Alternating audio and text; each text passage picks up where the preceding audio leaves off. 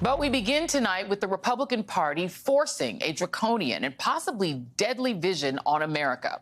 More restrictions on abortion, despite voters across this country saying, no, we don't want this, and fighting to protect their access to abortion care. Here's some of those Americans today protesting a special session of the Iowa legislature, where Republican lawmakers are racing to pass a near total ban on abortion. Republican Governor Kim Reynolds called state lawmakers back for the rare special session for the sole purpose of enacting these new restrictions. Right now, lawmakers are debating a proposed 6-week abortion ban. They've been doing this all day, and it means abortion laws in the state are poised to change quickly and dramatically. Iowans are not going down without a fight, however. This is what pro-choice Des Moines resident Felicia Hilton had to say when she testified against this severe restriction. I'm here as a woman. I'm not representing anybody but myself, my daughter, my daughter-in-law, my 4 granddaughters, and we all relocated to this state. And I am mortified that we picked to move to Iowa right now. Is that what you're telling me in the state of Iowa? That you get to choose who this is? Yeah, you, the people that think this is a great idea. Who gets to choose this? Who does this? Ma'am, Church is not there. It's been over 3 minutes. It doesn't matter. This is a lie. You guys are lying to yourselves, and you're offending everyone, including God. I am happy to let you have your say, but you say it was 3 minutes. I do not care. This state is ridiculous. This stupid, ridiculous, self-righteous crap. Okay. Was that not the feminist clapback America needs right now? Words that represent most of the state as well as America? Remember, this is a state where 61% of adults say abortion should be legal in all or most cases. That is 6 in 10 Iowans. The number goes up for Iowa women, with 70% favoring legal abortion. But polls, opinions, top priorities for voters, none of that seems to matter to the modern-day Republican Party, which is weird, right? Because you have to be able to read the room to win elections. It's not exactly rocket science. The writing is very clearly on the wall. Americans want their freedoms and their privacy, even in red states. And yet, the forced birth faction is singularly obsessed with controlling, owning, and even criminalizing women, an obsession that is now putting America's military readiness at risk. Enter the U.S. Marine Corps. For the first time in more than 150 years, it is operating without a Senate-confirmed commandant. This was the relinquishment of office ceremony on Monday for the most recent commandant of the U.S. Marine Corps. The position was vacated when General David H. Berger stepped down from the post, which is limited to 4 years. But there is no new Senate-approved commandant to take his place. And that is because Senator Tommy Tuberville of Alabama, the state with the 3rd highest maternal death rate in the country, and where abortion is completely banned with very limited exceptions, he is refusing to confirm promotions to top military posts until the Pentagon agrees to end its policy of offering leave and travel funds for reproductive health care, including abortion. Which brings us to the Republic of Gilead portion of our program, where the Marine Corps has no leader because a real-life MAGA senator is mad about women's rights. The move is so reckless, so dangerous, that VoteVets is releasing an ad tomorrow on Tuberville, undermining the U.S. military's readiness against our enemies. Here is part of it.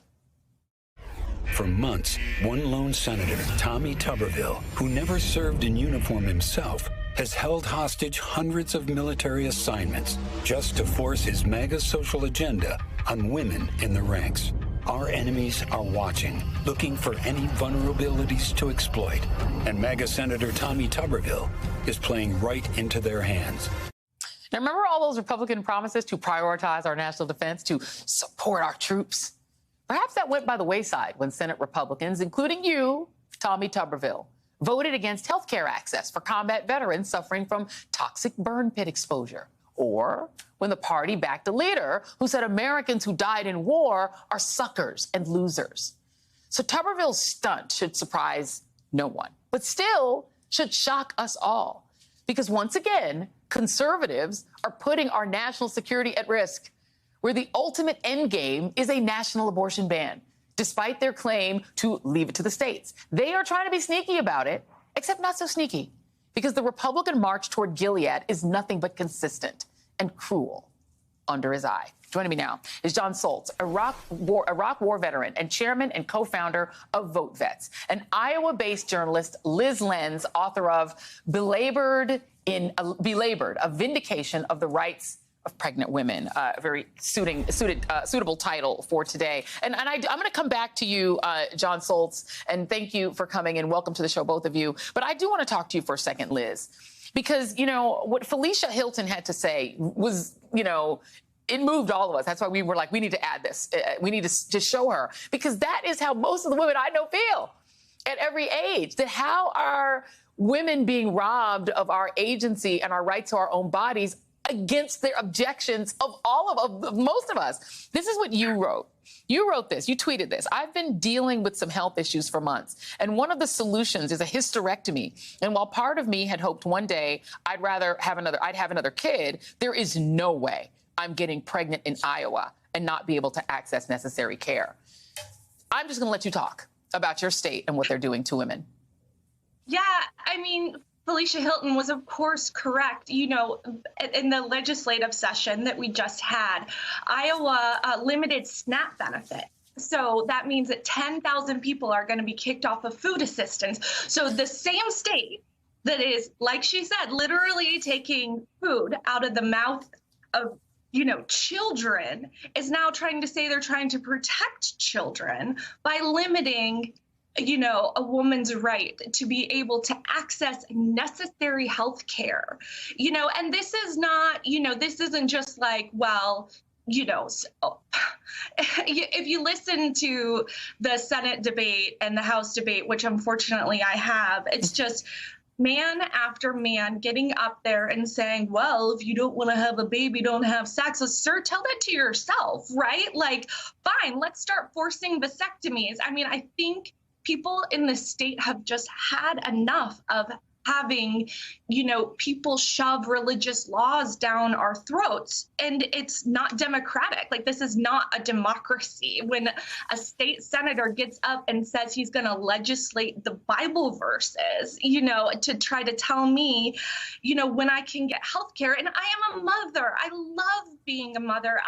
All the women I know who've had abortions are mothers. Statistically, they are mothers. And what's happening is self-righteous people, like Felicia Hilton said, I mean, just roll that clip over and over again ad infinitum, because it is, it's so frustrating. And I've just been fielding texts from friends and people at the Capitol. And, you know, I wasn't able to go to the Capitol today because I have a sick child.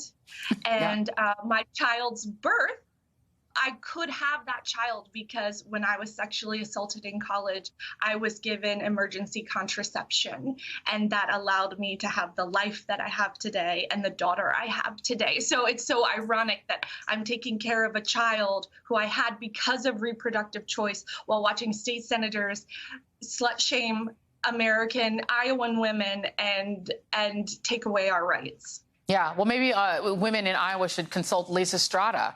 And maybe if the admonition is don't have sex, well, then maybe the men of Iowa should find out what that's going to be like from now on. And I will note that there are only 29 women out of 100 members of the state house. 13 of them are Republicans, 16 are Democrats. There are 15 women out of 50 members in the state Senate. And before I bring in John, I just want to ask you, Liz, I don't understand how these men don't fear getting voted out. Is there just not a fear that women will actually vote to throw them out of office, or are they just so confident? And is your governor so confident that they will get reelected because people are more concerned with Republicans winning than having even freedom over their own bodies? Well, I think two things are happening. And one is that, you know, I grew up homeschooled in a pro-life family. My parents took us marching out into anti-Roe protests, and none of my sisters, none of my 4 sisters are anti-abortion. We're all very pro-abortion now. We've all changed. But what I'm trying to say is that this isn't just about being popular. You know, I do think you have to understand that when Republicans pass these laws, they believe in them. They believe that this is a God-given crusade. So I don't think it's really about, you know, being electable. It's about that they really are creating, you know, a religious state. And also in Iowa, you have to understand that, like, you know, our state institutions have been steadily decimated. Like, the freedom of the press has been decimated at the State House right now. Like, journalists aren't being given access to the press gallery. The governor's being sued for not answering, you know, freedom of information requests. Like, this is a legislative body and a Republican Party that has systematically decimated our freedoms at every level. So that these messages aren't able to get out. So I also don't think they have fear, because they are so in control right now that that they really think that they can do whatever they want.